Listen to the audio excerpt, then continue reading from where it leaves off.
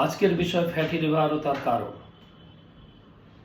Fatty liver দুই প্রকারের হয়, alcoholic fatty liver, non alcoholic fatty liver.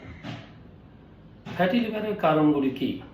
Number 1, শরীরে অতিরিক্ত মেদ জমে যাওয়া বা চর্বি, ডায়াবেটিস, কোলেস্টেরল।